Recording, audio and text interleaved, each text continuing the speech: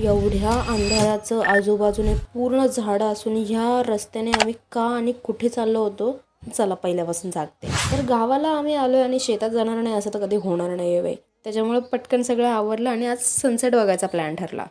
So मग पटकन आवरलं आणि डायरेक्ट निघालो शेताकडे. शेतात एंट्री मारल्या मारल्या आपल्याला डॉगेश बाई तर काही दिसला नाही. त्याच्यामुळे मग मांजरीलाच आपलं हाय बाय केलं आणि मग तिथून पुढे गेलो. भाई इथली वाईब आहे ना काहीतरी वेगळीच असते. गावाकडची संध्याकाळ म्हणजे ना काहीतरी वेगळंच आहे भाई. तिकडे गेल्यानंतर मस्तपैकी गायांच्या घंटींचा आवाज येतो, आजूबाजूला मस्त पाखरं उडतात आणि छोट्या छोट्या किड्यांचा आणि पक्ष्यांचा किलबिलाट सुरू होतो. एकदमच भारी. आणि हा, प्रत्येकाकडे ना अशी एक मारकोंडी गाय असते, विनाकारण कोणाच्या पण अंगावर धावून जाते. आणि भेंडी आमच्याकडे ती ही होती. भाई मला बघूनच एवढा राग येतो ना हिचा, काय सांगू.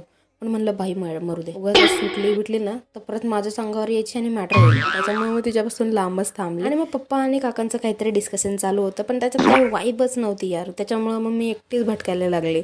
आता ह्या साईडला आहेत गहू आणि ह्या साईडला आहेत कांदे.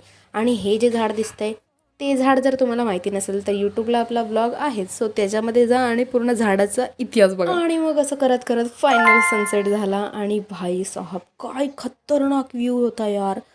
आणि याचं कंपॅरिझन ना कशानेच होऊ शकत नाही. लिटरली एवढा भारी सनसेट होता ना, एकच नंबर. मग या सनसेटमध्ये थोडेसे फोटो वगैरे काढले अँड देन काकाचं काहीतरी काम चालू होतं, त्याच्यामुळे आम्ही वेट करत बसलेलो.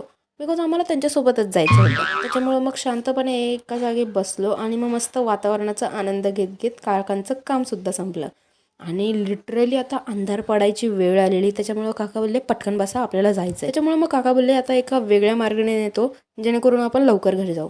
बट भाई हा रस्ता बघितल्यानंतर माझे फेफडेच बाहेर यायचे बाकी. बापरे, फुल हॉरर सीन होता. माझ्या मनात तर काय काय विचारत होते बाबा. म्हणलं देवा आता तुझ्यावरच विश्वास ठेवून आम्ही घरी चाललोय, सो नीट घरी पोहोचलोय बाबा.